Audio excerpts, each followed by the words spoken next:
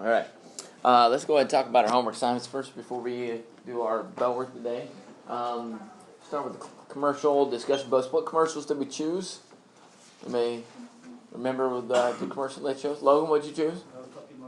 Puppy Monkey Baby. Puppy Monkey Baby. Ever heard of it? Can you describe it for me?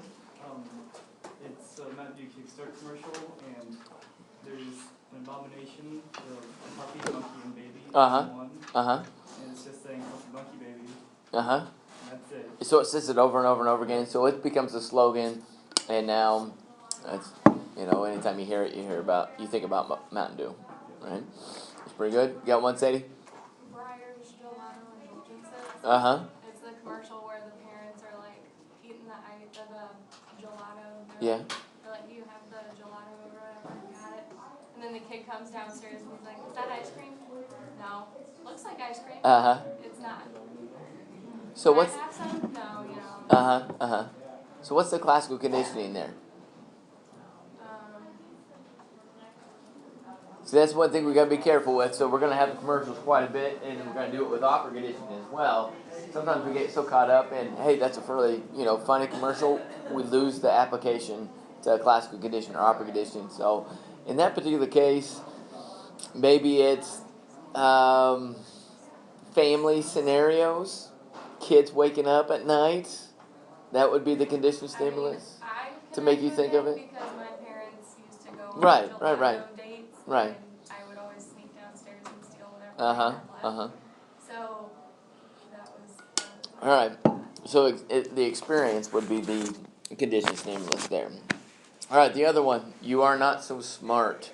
So you needed 2 examples of classical conditioning, 2 examples of operant conditioning there, because we're going to get into operant conditioning today. Let's do the operant conditioning, then we'll talk about the extinction aspect there. What's operant conditioning? What are the examples of operant conditioning found in that one? Cal, you got one? Go to work and get paid. Get paid, right? That is the reinforcement, okay? It is the extrinsic motivator to get you to work hard in the office space or whatever job that you happen to be. And what's the other example that you had, Seth? Right, so this is really an aspect of negative reinforcement, removal of an aversive stimulus, getting kicked out of your apartment. That would be an aversive stimulus. To avoid that, you pay your rent, right? The positive reinforcer, I guess, is you get the apartment, be able to stay that way, okay? All right, this idea of extinction and extinction burst, what's that all about? Adam? Like a good example? Yeah. So, like if you blow up at your parents because they won't let you go out with friends. Right. So, when we talk about extinction with classical conditioning, it's just like, your response to the conditioned stimulus just goes away, right? The biggest difference with that and operant conditioning is usually when extinction takes place, rage is kind of associated with it as well. We start raging a little bit, okay? So in this particular case, you want to go out with your friends, and your folks don't let you, so there's an outburst there. The reinforcement is gone. The behavior becomes extinct, but before you stop altogether, you're going to fight back. Okay. Another example of extinction burst. Ms. Williamson? The child crying when they don't get anything. Yeah. A tantrum, right? Very familiar with this, right? It happens all the time, right? Just things explode, right? I think another example there was to talk about you not getting paid anymore at work, right? You essentially getting fired. So what do? You blow up, on the boss man before you walk out. That's the extinction burst there. One last example I want you to think about is your diets, right? The reinforcement associated with diets is you losing weight. However, you get exposed to, that one donut, right? And then what happens? What happens to the diet? Boom! Right, gone. Right? On Fridays, we have donuts here at the high school. We call them Donut Fridays for the faculty. You guys probably hear about the announcements and stuff and see teachers walking around with breakfast on Fridays, right? So I had a donut and a Casey's pizza breakfast slice, and I had it on a plate. And I was walking through the hallway. I was walking past Mr. Edwards, and he's like, "Whoa, you gotta be careful there. It's a slippery slope you're walking on." He's referring to the extinction burst is what he's referring to. You know, the diet, the discipline is going to be gone. It's going to go downhill really fast there. Okay? All right, so I like the applications that are associated with it. Once you put your name on, just tear that back page off or tear the page off that you wrote your answers on. Put your name on it, pass that forward, please. So you can see a lot of similarities between classical conditioning and operant conditioning with that particular handout there. You know, the phenomenon of discrimination, of spontaneous recovery, generalization, all of that, and extinction, all of that is applied applicable to operant conditioning just like classical conditioning. But operant conditioning, we're talking about it in just a slightly different manners. We're talking about reinforcement. We're not talking about pairing up stimuli over and over again. Okay? We're adding something to the equation with operant conditioning. Alright. Let's do our bell work. I'm going to add two more to this as well. Okay? So we got positive reinforcement and negative reinforcement. These are key components of operant conditioning. What are they? Ms. Brooke, positive reinforcement? Giving something to the subject when they perform the desired action so they can associate the action with the reward and do it more often. Alright, so anytime you see positive, it's an addition. Alright, you're adding something to the environment. And so in this particular case, you're adding something, and what is happening to the behavior? When you say reinforcement, is the behavior increasing or is it decreasing? It's increasing. So you're adding something to the scenario, and then the behavior is increasing because of the positive reinforcement. Most basic example that I have is like gold stars, right? You know, think about elementary school. You do something, you get a gold star, right? That eventually, we talk about the gold star syndrome, eventually leads to grades. You do what you do, right? You did the homework assignment last night. I collected. I do something with it, giving you some type of assessment there, right? That would be a positive reinforcement there, okay? Negative reinforcement. Ms. Swanson. When they don't do the desired action, and like how, I can't remember who did it, with the box, they would shock the floor with the rats. Okay, so that's common misconception, right? So we're thinking negative, and we're thinking it's a bad thing, and we're thinking it's going to decrease behavior, okay? However, negative reinforcement is actually a good thing, okay? Every year we get to operant conditioning. I always say that we should make t-shirts that say, "Give me negative reinforcement," and confuse everybody, because everybody thinks negative reinforcement is a bad thing. Negative reinforcement is a good thing. You want more and more negative reinforcement, okay? Negative reinforcement is a reward. You may want to write that out to the side, negative reinforcement, okay? Negative reinforcement is a reward. Last semester they said that they were in the process of appointing, but I never got any. They said, "Yeah, we'll get a t-shirt for you with this," and it never got to me, so I don't know what happened to them. Anyways, negative reinforcement, okay? Have you seen anybody walk around with negative reinforcement t-shirts on? No? Okay. That was my idea if you happen to see it, okay? Alright, so negative component, we're taking something away, alright? So the removal of something is the negative component, alright? Now the reinforcement aspect of it, what's going to happen to our behavior? Is it going to increase or decrease because of the removal? Is it going to increase or decrease? Reinforcement means increase, alright? So you remove something and the behavior increases, okay?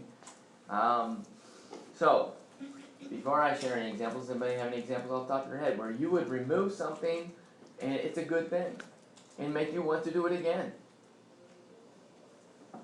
And it's a reward. Yes, Seth? You might have like a parent say to their kid, "Okay, if you eat all your carrots, then you won't have to eat the broccoli." You won't have to eat the broccoli. That's a great example right there, right? So the removal of broccoli. Nobody likes broccoli, right? Except for Duke. You remove that, and then that's a good thing. It's a reward. What else you got? So, like, if, Like if your teacher is like, if you do this homework all on time, then we'll take the quiz. Exactly. Right? We'll have to take the quiz. The quiz is the aversive stimulus that nobody wants, right? Unless you got that odd student that says, really gets excited about quizzes, right? The aversive stimuli removes it, okay? A lot of times, you guys involved in the sports, coach says, hey, we have good practice today. We don't do this at the end of practice. We don't, what? Run. We don't run. Sprints, conditioning, done, right? As long as we have good practice today, right? That's negative reinforcement, okay? Teacher says, hey, we have good discussion today in class, right? No, what? Homework, right? That's a good thing. Take the aversive stimulus away. That's negative reinforcement. One other example, say that I got a really good, really strong headache, right? It's getting the best of me. So what do? I take some type of ibuprofen, right? Painkiller. And then what happens to my headache? It goes away. It's the removal of an aversive stimulus. I've gotten rid of it. That's a good thing. Next time I have a headache, don't I want to do it again? Right? Get rid of it. So it's going to repeat. It's going to increase my behavior there in that particular case. Okay? All right. So negative reinforcement is a good thing. All right. Let's add two more. Very similar. We have positive punishment and negative punishment. Positive punishment and negative punishment.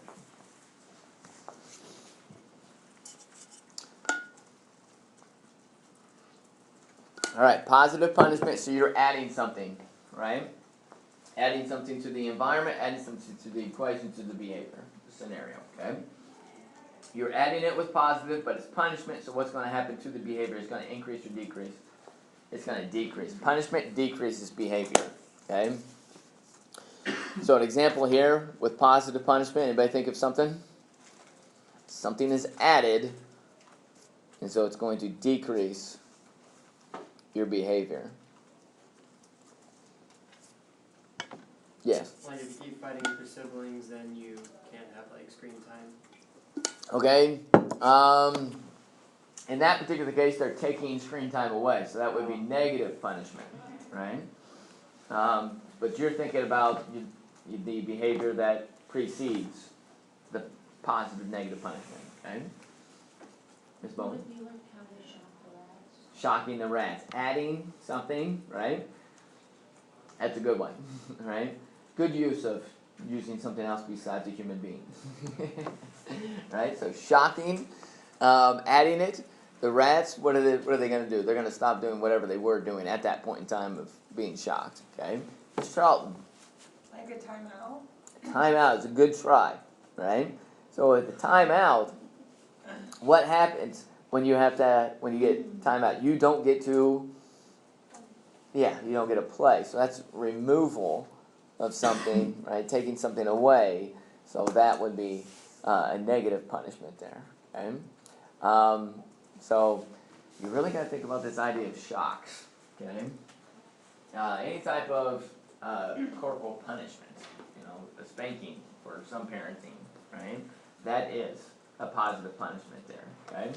A fine is a positive punishment, or a positive punishment. You guys know OBJ, Odell Beckham Jr., you guys familiar with football? Right? He wore his pants, I saw this morning, his pants were like shorts this past Sunday. And according to NFL regulations, you've got to have pants that go over your knees. So he got fined $14,000 this past Sunday because of that, okay? That is in addition, right? He's got to pay that much money. He's like, those are some expensive pants. And they don't protect me. So he was a little bit upset about that. But what do you think is going to happen to his behavior? Is it going to increase? He's going to come out with shorter pants next week? No. His behavior is going to be suppressed. Okay, it's going to decrease there. All right, so then negative punishment is our behavior is going to decrease, but we're taking something away in that process there. Sound good? Taking something away. So grounding, timeouts, those are good examples. Taking away something that, in my particular case with parenting, something that the child likes and enjoys and spends a lot of time with, you remove that. That will suppress the unwanted behavior. And I use that word specifically, suppress, okay? Extinction is not as likely to take place with punishment. Okay, it's difficult. You got to really add a number of components whenever it comes to punishment in order for it to be completely effective, and that's sometimes what we struggle with as a culture today. Is we look at the aspects of operant conditioning and we try to apply them, and a lot of times, if you really think about operant conditioning and you try to apply them in the way that B.F. Skinner would like, it's like absent of emotions and absent of like relational relationships. So you remember that book that he wrote where he was creating this utopian society where if they applied the concepts, anybody remember the name of that one? It was, yeah, Walden 2, right? So I think about that now a lot of times, and I think, man, that must have been a cold type of society, right? Because there's a lot more to it than just adding, positive reinforcement, negative reinforcement, and adding punishment to the equation. It's a little more complex than that, okay? All right, let's take notes. And it's not that one.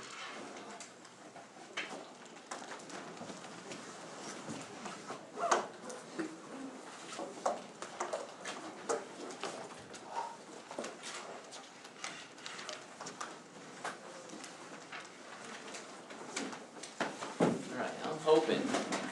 I've got some videos in here. You guys like The Big Bang Theory? Sure. Yeah? Got some videos in here. I'm hoping they work still. I know that sometimes they get blocked. But our focus, yep. Yeah, Skinner and operant conditioning. Let me find this one. This is a good one to start with. I know I can find it real quick.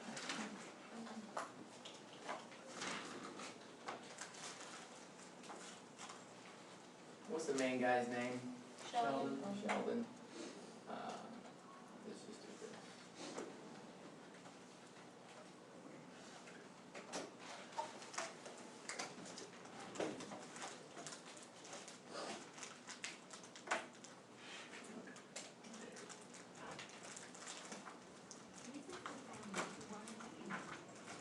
Inspiration in new places.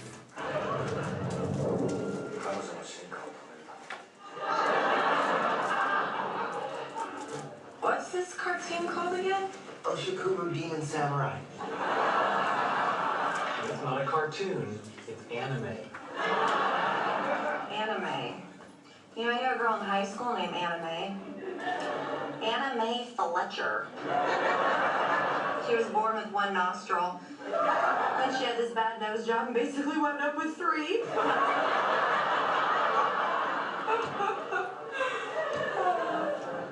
You're here a lot now.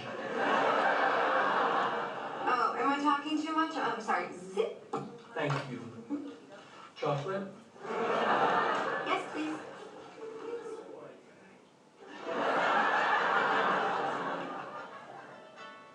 Oh. Hey, Kim. Yeah, you know what? Hold on. Let me take this in the hall.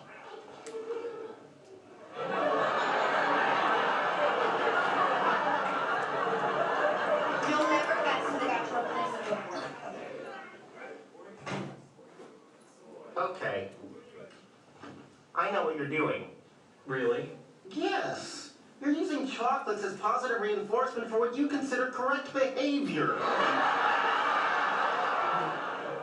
Very good. Chocolate?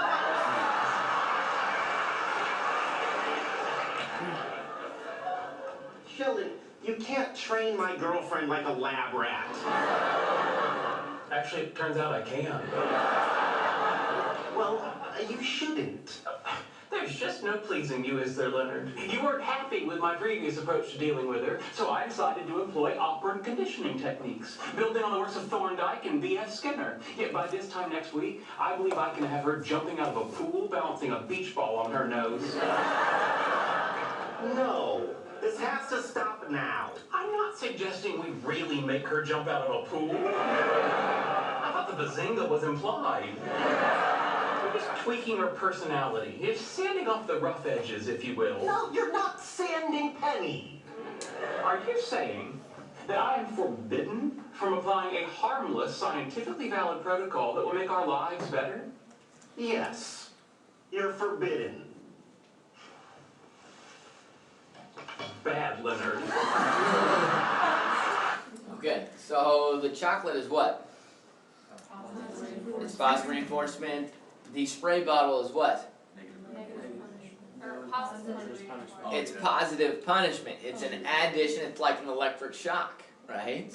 Corporal punishment, right? The spray bottle there, trying to decrease or suppress is, bad, unwanted behavior there. Okay, so an interesting scenario presented itself in our advisory the other day. It's last week. Miss Swords is a part of this, and there was a petition.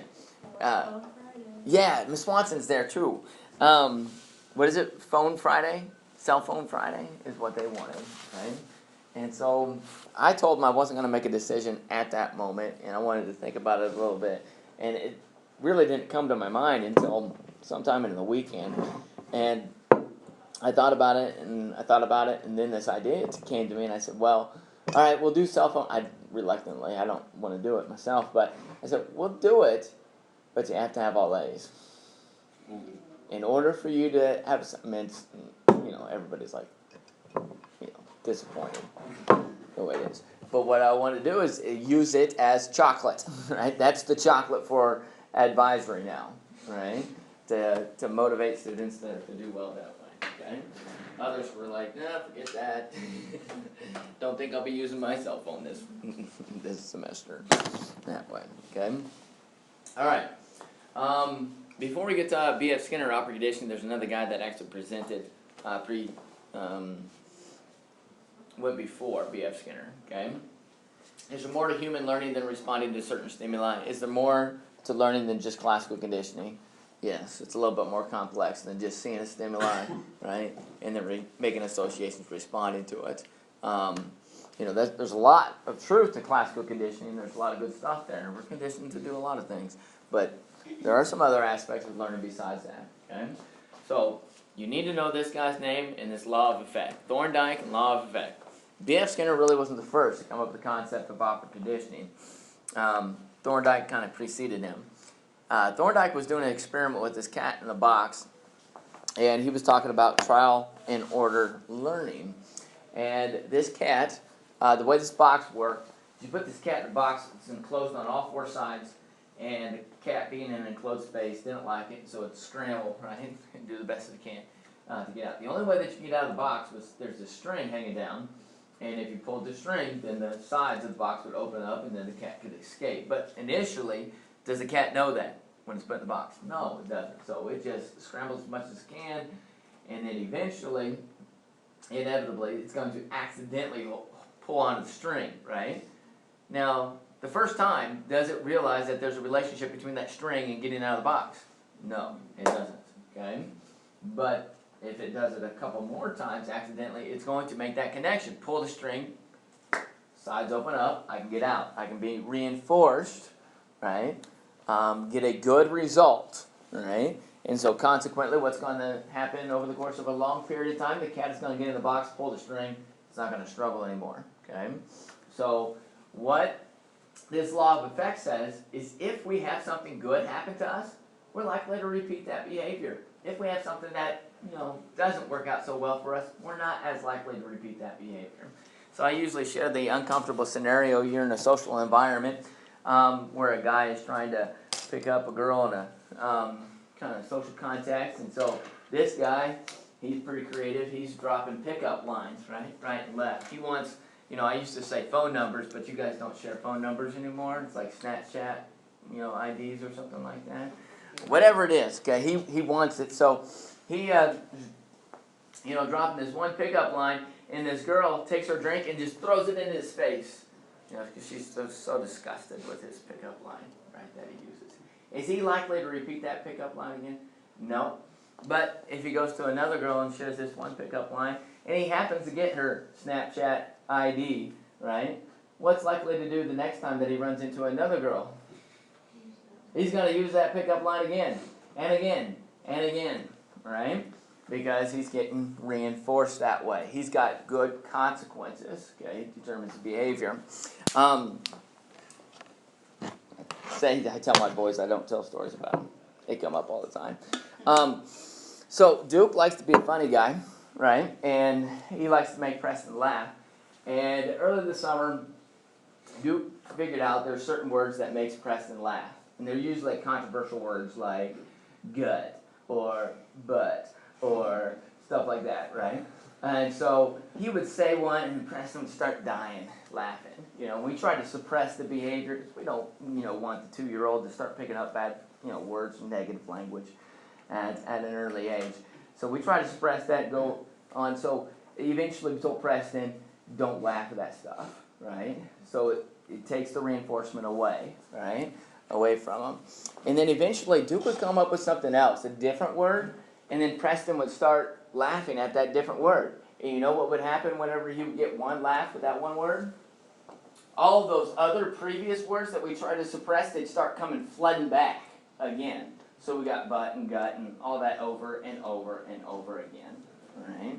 Because the consequences determined his behavior. Okay? All right, so we get to B.F. Skinner. So B.F. Skinner looks at Thorndike's ideas, the law of effect, and he says, it's a little bit more complex. He gets more specific. We'll talk about positive reinforcement, negative reinforcement, positive punishment, negative punishment. So remember, Skinner's identified as the ultimate behaviorist, meaning that studied behavior, not necessarily the internal aspects of the cognitions, but the outward, because it's observable, it's measurable, it's objective. And then the ultimate behaviorist, because he does not believe in what? He was a big advocate for saying that there is no what? You better remember? There's no free will, right? You don't make decisions on your own, right? Everything is based off of consequences, okay? So, for example, Adam wears this particular, pink shirt, and he wears it to school one day, and, that special significant other that he's thinking of says, hey, nice shirt, Adam, right? What's going to happen for Adam later on with that shirt? How often is he going to wear that shirt in comparison to other shirts? More often. He's going to wear it more often, right? Because he's had positive consequences. And so B.F. Skinner says, Adam's not making that decision himself. The influence of others around him is really making that decision for him. He doesn't have free will, right? Adam says, yeah, I'm making that decision myself. Skinner's saying, no, he's not, okay? All right. So reinforcers, they are manipulated to influence behavior, okay? So if you understand how to use, we're going to get really specific on Friday, talk about schedules of reinforcement. If you have a good understanding of reinforcers, you can, according to Skinner's mindset, you can manipulate other people's behavior around you, okay? And sometimes we think that it's got to be complex. It's got to be candy.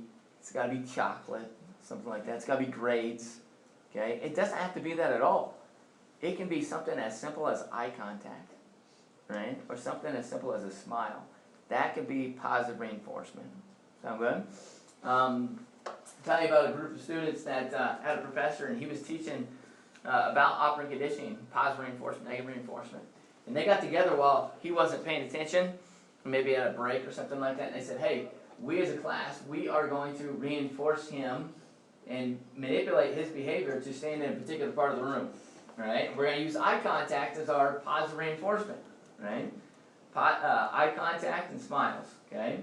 So anytime you get closer to that particular section of the room, they wanted him to get almost out the door is what they wanted. They would start, you get closer and closer, and they'd start brightening up, and they'd start smiling, anytime we got closer, and eventually he was almost teaching class from outside the room, okay, because of all the reinforcement that he was receiving. Now, again, if he walked away from that, he got to the other side, it's kind of like a hot and cold kind of thing.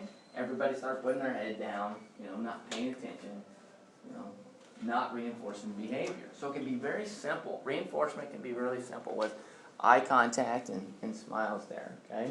The other thing you need to know about reinforcement is you got to make sure that you're reinforcing the right behavior. You're reinforcing the behavior that you want. Sometimes we unknowingly reinforce bad behavior.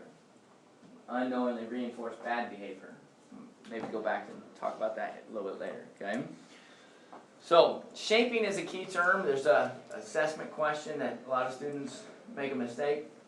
What is shaping? Shaping is easily or simply defined as rewarding successive approximations. You may want to write that down. Rewarding successive approximations. You may want to think metaphorically like a game of hot and cold, right? If you guys have ever played that game, you're getting hot, hotter, hotter, hotter, colder, right? That's what shaping is. So Skinner demonstrated it with the Skinner's box, right? He shaped the behavior using electrical shocks, right? Or he shaped the behavior using the proximity to the bar on the side and the light, right? So he used that to shape the behavior of the rat to be able to press the bar and get reinforced with food there, right? We tried this in class one time, and it took us the entirety of the class. We took one student, put him outside of the classroom, and then all of us got together and we decided, what do we want them to do? What behavior do we want them to do? Okay? And we would choose something like grab the orange off the desk. Sound good? Something completely random. That student would come back in and they would sit down. And the only thing that we could do is we could use like clapping or like eye contact and smiles as positive reinforcement. Okay? So they would sit there, and it was really awkward. 5-10 minutes of just sitting there. Because we needed them, we couldn't reinforce them unless they made a movement towards the chosen object, right? And so it would be we can't punish them, I'm not going to advocate that, right? But we would only reinforce if there was movement towards the proposed object there. Sound good? So it took, we did this shaping, they eventually got it, but it took us like 15-20 minutes to get there. And it was a little bit awkward in this scenario. I imagine you could understand that. But that's shaping, okay? So we all do it. Teachers try to shape the students' behavior in class, right? Parents try to shape their child's behavior, right? Through manipulation with reinforcers and punishment there, okay? Your friends, they do that as well, okay? Unknowingly, you know, they'll reinforce you to get you to do certain types of things as well, okay? You know, personally, my wife and I, we got Preston an ATV, and he loved that ATV for, you know, a period of about 6 months or so. And so we used that as positive reinforcement, or we could use it as negative punishment, right? If his behavior wasn't following what we wanted, what we do is say, all right, no ATV today. You take it away, okay? And, you know, according to the rules of operant conditioning, it should work in and of itself, by itself. Thing is, you know, humans are a little bit more complicated than lab rats, okay? And so it works a little bit, but there are some complications that you may run into.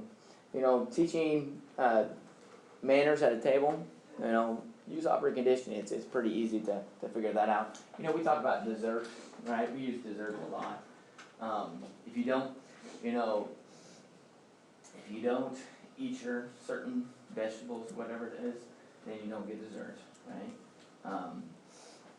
The dessert would be the positive reinforcement, okay? All right, let's think about superstitious behavior for a moment. Superstitious behavior is actually a component of operant conditioning. Anybody have any crazy superstitions you'd like to share? Profess, confess, get it off get it out there so that you don't feel so awkward. Nope. It just probably make you feel even more awkward. Baseball players have a tendency to be really superstitious. Okay, I'll jump to go ahead and tell you my personal experience. We had a guy play ball with in college. We'd be down by quite a few runs late in the ball game, and so there was always these rocky areas, dirt areas out in front of the dugouts. And so he'd get out there and he would draw in the dirt this turtle with his foot, right? And he called it the run turtle. Okay, and he would say, "The run turtle, it's hungry." We'd have all these box lunches when we traveled long distances, play other schools and stuff, and so we'd get something, chips from the box lunches, and get him out there and feed the turtle. And he'd say, the turtle's thirsty now, so we gotta get him Gatorade. So we get the Gatorade, give him a drink, right? And when the turtle was out there, something happened, right? But we'd always score runs every time that the turtle was out there. We wouldn't overuse the turtle, but when it was out there, we would score runs. Something crazy, okay? However, we didn't realize that the turtle cannot differentiate between your team and the other team. So if the turtle continues to live during the other team's at bat, he scores runs for the other team as well. Alright? So we, after our at bat, we quickly realized you gotta kill it. Alright? Get rid of the turtle there. To save the your runs. Don't want to give those away that way. Okay? So there's other superstitious behavior. There's a guy, Nomar Garcia, that guy right there. He used to do that in between each and every pitch. Each and every pitch. Take forever, right, to do it. Coach Ware, he's a really superstitious guy. He used to tell me that when he was in college playing ball, he would count the number of steps it would take for him to go from the on-deck circle to the batter's box. It had to be like 11 every time. So if the distance was really, really far, on a particular field, he was like bounding from the side to get there in 11. Or if he was really close, he'd chop the steps to make sure he got 11 steps in. Why do they do that? That's some pretty odd behavior. Why do you make a run turtle? Why do you snap your this or count your steps? Why do they do that? Cal? Well, what happened to make it what was the positive reinforcement? So the run turtle, what was the positive reinforcement there? Scored the runs, right? So if we scored runs, I'm going to do it again, right? Coach Ware, bounding 11 steps, right? What happened? He gets a hit or got a big hit a home run, right? All it has to do is happen one time, right? And then he's going to repeat that behavior. Nomar Garcia Parr, same thing. Does this, he got a big hit a home run. So now I'm going to do it every time. Makes him feel comfortable, okay? So initially, I looked at superstitious behavior and I thought, man, this stuff is just crazy off the wall. It's, bad stuff. It's a distraction is the way I approached it for the longest time. But a lot of science and psychological research actually says that some superstitious behavior can be positive, okay? Because if your superstitious behavior puts you in a more advantageous, positive mindset where you actually participate in a little bit of visualization, right? Then it's actually going to contribute to a heightened level of success. Everybody got that? So Coach Ware's bounding, but he's also visualizing, what he did that last time. He visualized a good hit, and now that's putting him in a good situation to have more success this particular at-bat then, okay? So there can be some good things with superstitious behavior if it puts you in the right mindset, okay? All right, we're going to skip that. What about extinction and spontaneous recovery? It does apply to, operant conditioning, just like classical conditioning. You remove the reinforcement for too long, right? Extinction's going to take place. You're not going to go back to it. So, remember I told you about the coin slots, right? The coin and the coin slot would be the reinforcement. But after a while, if you don't find a coin in one of the coin slots of vending machines, then you're going to walk away from it, okay? Whenever you go to a vending machine and you put the money in, the appropriate amount, then you hit the buttons, and then you're not reinforced with the product that you paid for, what happens? That's called an extinction burst, all right? You get rage. You realize that there are more deaths every year based off of vending machine accidents than shark attacks? What? You guys realize that? You get so upset, they start rocking it, it rocks on top of them, people get hurt, people get killed because the vending machines fall on them. More so than shark attacks. It's crazy. Generalization, discrimination. All right, let's think about discrimination for a moment. Do you know when there's a more advantageous time to ask your folks for money in comparison to a time when it's not advantageous to ask your folks for money? Right? You can see it in their facial expressions, right? You can see it in their mannerisms. You can see it in their emotions. Are they in a positive state? Are they in a negative state? This may not be the best time to ask, mom, dad for $20, right? To go out this weekend or whatever, okay? So you can discriminate in that particular case, okay? Generalization, you have something that works well in a particular classroom that gets you positive reinforcement, gets you good results. Sometimes you run into another teacher that has some similar attributes, some similar characteristics, right? maybe it'll work there as well, right? That's generalization, trying to acquire that positive reinforcement. I know that a lot of students in global cultures, they do that their first year, and then they go to Mr. Prina. We look kind of similar, right? And they try it again there, if it works over there as well, okay? So these are just some other random examples of reinforcement. So in ATM, you go take your ATM card, you put it in there, you punch the appropriate numbers. How are you reinforced? You get money.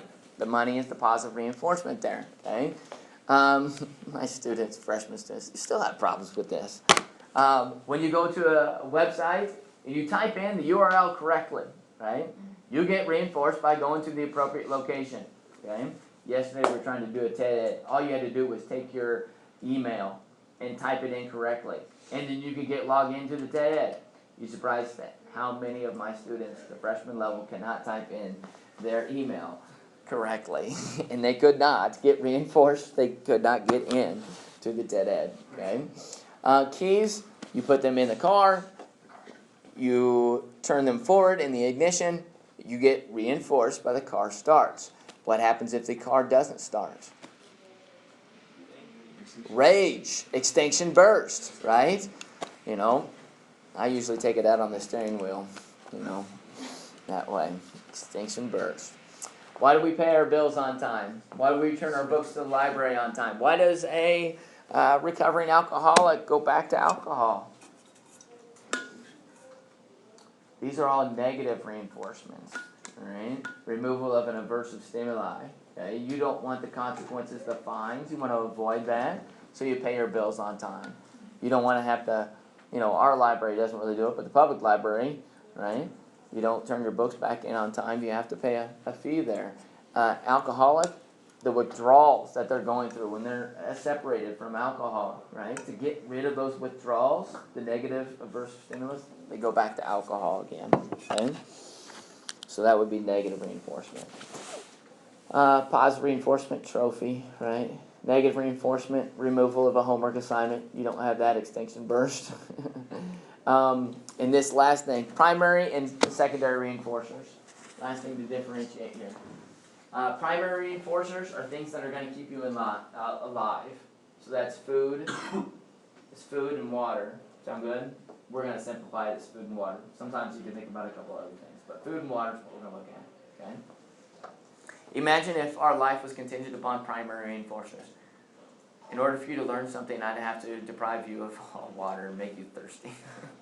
Here's water if you... Okay. Secondary reinforcers is everything else. That's money, you know, that's gold stars, that's smiles, right? That's secondary reinforcers. Sound good? All right. So tomorrow we're going to go back to commercials, and we're going to see how commercials use aspects of operant conditioning to sell their products and to get you to buy their product.